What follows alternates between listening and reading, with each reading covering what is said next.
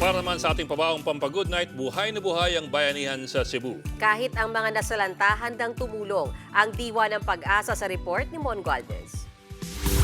Matinding pinsalang tinamo ng San Ignacio de Loyola Parish sa Medellin, Cebu, kasunod ng magnitude 6.9 na lindol na yumanig sa probinsya. Kaya naman tuluyan na itong pinagigiba ng lokal na gobyerno.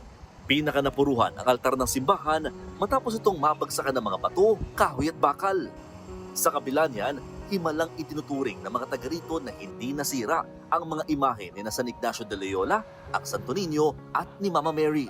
Sa ngayon, nakadisplay ang mga ito sa nagsisilbing pansamantalang pinagdarausan ng misa sa harap ng gumuhong simbahan. Nandoon ako pag nagmisa. I told them, mayroon ang appresyak noon.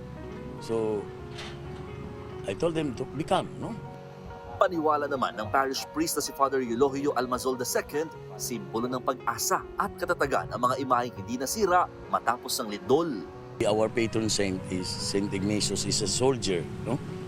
Be strong, no? We have to be strong enough, no? Especially in this time of crisis, kind of trials, no?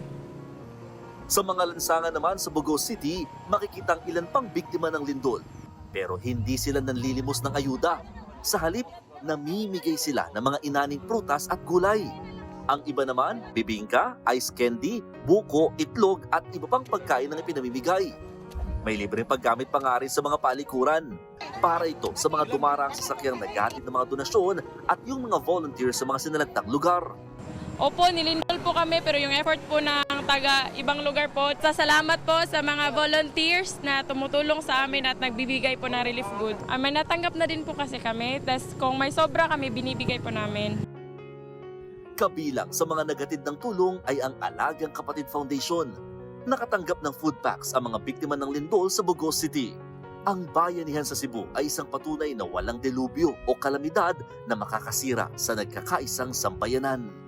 Nagbabalita mula sa Frontline, Mon Gualvez, News 5. Mga kapatid, Ed Lingaw po, maging maalam at may pakialam sa mga napapanahong balita sa ating bansa. Para sa mas malilimang pagtalakay at paghimay sa mga issue at headlines, mag-follow at mag-subscribe sa social media pages ng News 5.